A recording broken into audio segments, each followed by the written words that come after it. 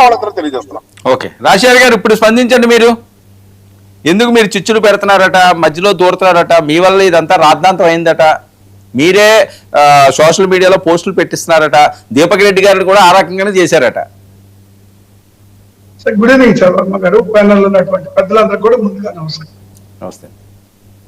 ఇదెక్కడ చూద్దాం అంటే వాళ్ళు తన్నుకోవడం ఏంటి, వాళ్ళు తలకపోసుకోవడం ఏంటి, అది తీసుకొచ్చి మానేత్యంలో ఉందండి. ఒక పీఠాపురంలోనే కాదు కదా, అన్ని చోట్ల రాష్ట్రం మొత్తం కూడా దాదాపుగా ప్రతి నియోజకవర్గంలో ఈ కుమ్ములాట్లు, కొట్లాట్లు, ఈ ఒకరి మీద ఒకళ్ళు కేసులు పెట్టుకోవటాలు, ఒకరి మీద ఒకళ్ళు దాడులు చేసుకోవటాలు, అది నిత్యం చూస్తూనే ఉన్నాం కదా సార్. ఒక చోట ఏదో జరిగింది అంటే మీరు ఏదో మాట్లాడుతున్నా, వాళ్ళు ఏదో మాట్లాడినా అది వేరే విషయం. అలా కాదు కదా. ఇప్పుడు పీఠాపురంలో అంశం ఏంటి, ఆయన ఒక ప్రోటోకాల్ గురించి అడుగుతున్నాడు, లేదా ఫ్లెక్సీ మీద ఫోటో ఎందుకు లేదని అడుగుతున్నాడు. దానికి మాకేమైనా సంబంధం ఉంటుందో చెప్పండి. ఇప్పుడు వాళ్ళిద్దరి మధ్య ఆఖరికి వర్మ గారి మీద పెండెం దొరబాబు గారు దాడి చేసే పరిస్థితికి వాళ్ళు దిగజారిపోయి వాళ్ళు తన్నుకొని అది తిప్పి అది వైసీపీ మీద వేయాలనుకోవడం ఎంతవరకు సబ్బబద్ది? అసలు మాకేం సంబంధం ఉంది? వాళ్ళు తన్నుకొని తలకు పోసుకుని మాకెందుకు? ఇప్పుడు మా పని మేము చేసుకుంటున్నాం, ఇప్పుడు వాళ్ళ పని వాళ్ళు చేసుకోవాలా, వాళ్ళు ఇచ్చిన హామీలు నెరవేర్చాలా. అంతేగాని అవి మర్చిపోయి డైవర్షన్ పాలిటిక్స్ లో భాగంగా ఇది తన్నుకోవటాలు, దీన్ని మీడియా కవర్ చేయటాలు, దీని మీద చర్చలు జరగడాలు, దీని మీద వ్యవహారం నడుస్తూ ఉంది. ఎందుకంటే ఇప్పుడు వర్మ గారికి ఏమిటి కర్మ?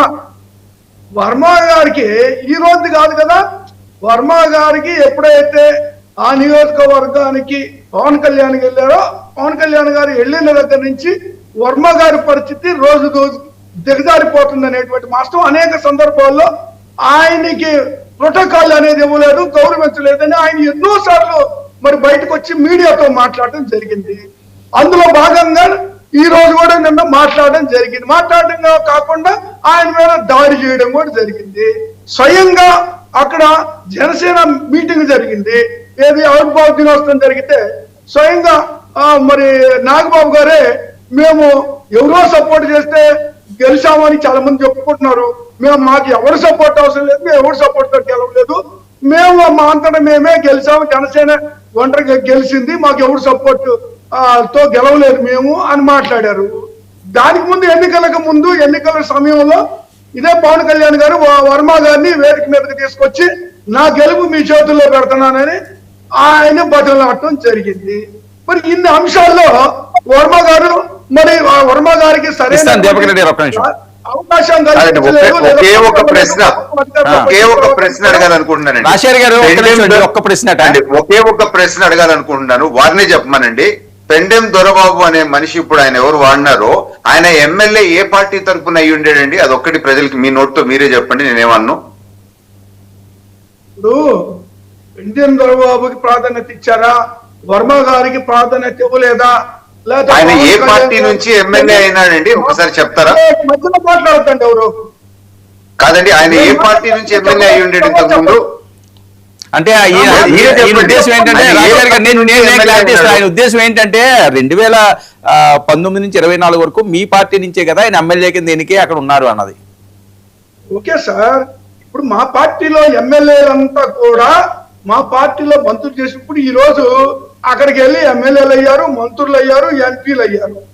వాళ్ళందరినీ కూడా ఏమంటారు, ఇప్పుడు ఈయన మీద ఆరోపణలు ఉన్నాయి, ఈయన వచ్చి మా పార్టీలో చేరాడని వర్మ గారు అంటున్నారు. మీకు ఆరోపణలు ఉంటే విచారణ చేసి శిక్షించండి. ఇలాంటి అవినీతి పరుల్ని లేదంటే ఈ విధంగా పార్టీలు మారే వాళ్ళందరినీ తీసుకున్నటువంటి చరిత్ర, ఘన చరిత్ర ఈ కూటమిదే. ఇప్పుడు మా పార్టీలో గెలిచినటువంటి 23 మందిని ఎమ్మెల్యేలు తీసుకొని వీళ్ళు 4 మంత్రులు చేసిన ఘన చరిత్ర ఈ తెలుగుదేశం. వీళ్ళు ఇప్పుడు మాట్లాడుతున్నారు, నీతులు మాట్లాడుతుంటే ఆశ్చర్యం వేస్తుంది. సరే అది అలా ఉంచండి, సరే రాజకీయాల్లో పార్టీలు అడ్డుపోతారు, ఇటు వస్తారు, ఇవన్నీ వేరే విషయం, నేను అవి మాట్లాడట్లా. ఇప్పుడు దీనికి మాకు ఎలాంటి సంబంధమైన ఉందా?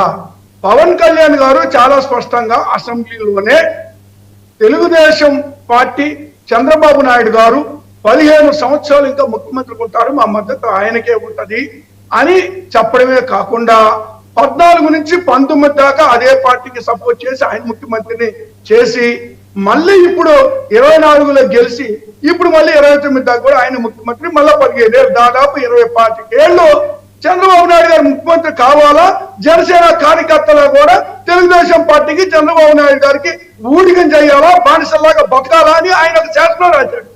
కాబట్టి ఇప్పుడు పరిస్థితి ఏంటి? ఈ శాసనానికి అనుగుణంగా కింద స్థాయిలో ఉండడంలా అక్కడ. ఇప్పుడు మీరు గమనించాలా, దాన్ని అంగీకరించటం లేదు, తెలుగుదేశం అంగీకరించటం లేదు, లేదా జనసేన కాకపోతే జనసేన పరిస్థితి ఏంటంటే కుడితిలో పడ్డ ఎలుగులాగా అయిపోయింది పరిస్థితి. ఎందుకంటే ఆయన చూడబోతే ఏమో సపోర్ట్ చేయమంటాడు, వీళ్ళేమో ఎమ్మడిపడి కొడుతున్నారు, వీళ్ళేమో కేసులు పెడుతున్నారు.